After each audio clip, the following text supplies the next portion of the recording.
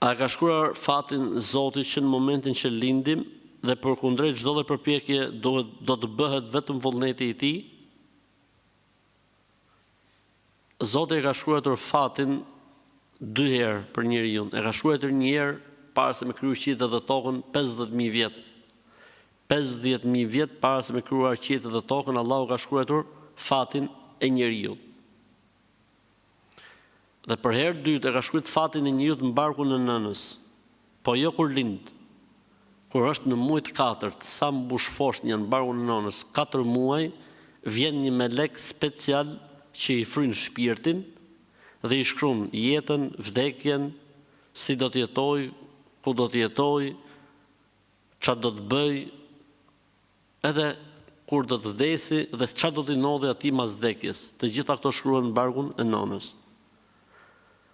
Thot, dhe përkundrejt çdo lloj përpjekje bëhet vullneti i Zotit. Ky është gabim. Në perceptim. Duke sikur njeriu ka një dëshirë tjetër për shembull, me pas Zoti ja ka shkruar kështu edhe ky, për shembull, njeriu ka prirje për të bërë doktor. E Zoti ja ka shkruar aty që do të bëhet hidraulik. E ky i shketi tenton me u bë doktor, s'ka hidraulik. Banki mu bë doktor, aty hidraulik, banki gjithë jetën mu bë doktor, atje ku është shkruar, po nuk funksionon kështu.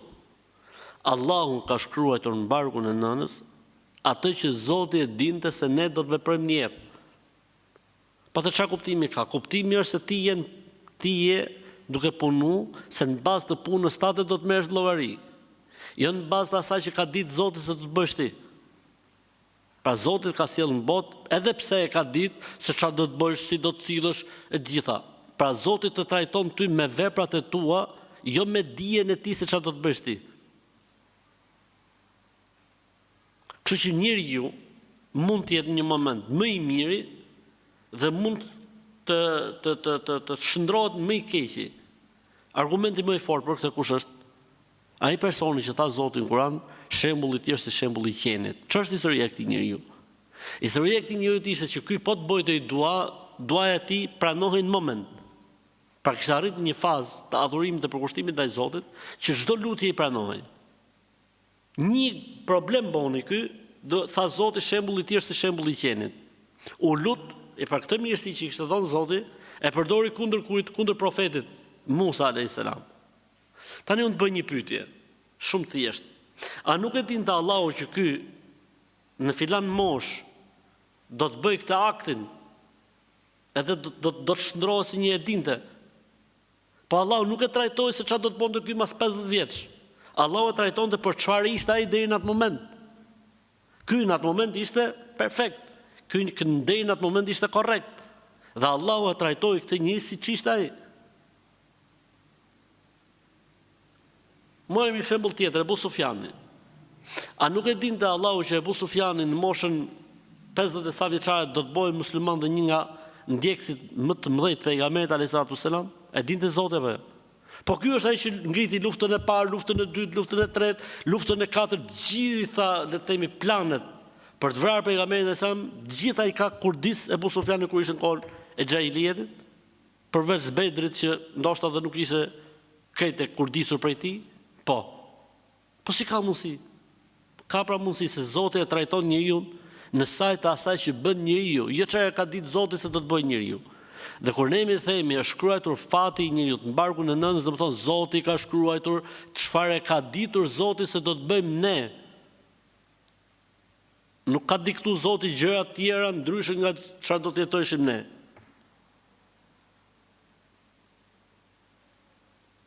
Kështu që s'do të prisë Zoti tani se çfarë do të bëjmë ne që ta shkruajnë me lajket. Zoti e di. Për këtë arsye tha pejgamberi sa sem, kur u pyet, tha pejgamberi Zotit, po si është kjo punë? Çfarë përgjigje dha pejgamberi sa sem? Tha, i'malu fa kullun muyassarun lima khuliqa la. Punoni, pra punoni, veproni me vullnetin tuaj, me dëshirën tuaj, me zgjedhjen tuaj, se gjithsecilit do t'i lehtësohen veprat e vendit të tij. Xhenetliu do të sillet në këtë botë si xhenetli. Xhehenemliu do sillet si xhehenemli. Gjithse cilit i lehtësohen në këtë botë veprat për vendin në cilin ai është krijuar. E ke pati besimtari kur bën një gabim, i rrimeni aty. I hiki namaz pa fal, apo si i botës, unë se kisha menjen, se ngjova zile në kuti. I rrimeni aty, pse si i ke ik, i sabah pa fal për shembull. Ose i ka dalë një namaz nga koha. Ka pi herë alkol gabimisht, ka kujtu sa është ujë, ka pi alkol ose raki gabimisht. I rrimenja o Zoti i Madh, 200 herë të ta bëhat pyetje. Po ky është argument se s'është kriju ky një për xhenem. Kurse ky tjetri, për shembull, po ta shohësh çfarë thotë më vëlla, po edhe shkenca e thotë se të bën mirë për zemrën e vëlla. Pa ky jo vetëm që s'ka problem me pi, po ta jep edhe argumentin shkencor që të bën mirë për zemrën ose për mëlçin. Çfarë thotë vëlla, si më për ditë çostin pik mjesit vëlla falesh në 4? Ua, po si ka mundësi vëlla? Ja, vëlla, unë flej në 4 dhe çohem në 10 për shembull. Kurse i besimtari i herë ka dalë namazin nga koha e vet, i rrimenja gjithë jetën aty. Jam pendua, ma pranon Zoti si i bëhet, ka dalë sabahun. Ky është argument vëlla se ky s'është kriju për xhenem inshallah. Kurse ky tjetër si thotë vëlla, ftohtë i madh. I lani kompjun ftohtë ndihmë vëlla, ua, po si ka mundësi vëlla. Ua, çfarë sakrificë. Si rini vëlla 15 orë pa hungur, 18 orë pa hungur. Ua. Po pse duhet më dhon lekët e tuaja të varfërve vëlla? 2.5% me zonë konfitua ato lekë, ku dëgjon. Pa edhe taksat i paguajmë shtetë, ku dëgjon. S'është kriju më ky, nuk është kriju për këto matan. Është kriju për kënej. Pa mund të zot ky, mund të zot, nëse dim. Për këtë arsye ne duhet bëjmë sebebe, duhet bëjmë shkaqe, duhet të flasim, duhet të shëllojmë se ndoshta bëhemi sebeb i orientimit të njerëzve. Kështu që e ke kuptuar muhabetin. Shkrimi i fatit do të thotë Zoti ka shkruar për njeriu në barkun e nënës atë që Zoti e ka ditur se njeriu do ta bëjë derisa të vdesë. Kështu që ne po ecim si maskujt fati. Ne po ecim atë tonën faktikisht. Kështu na ka fajin Zoti. Për asgjë. Elhamdulillah. Kështu që grahi punës bëj sebebet, lodhu, mundohu, puno e mos loz me këto gjëra.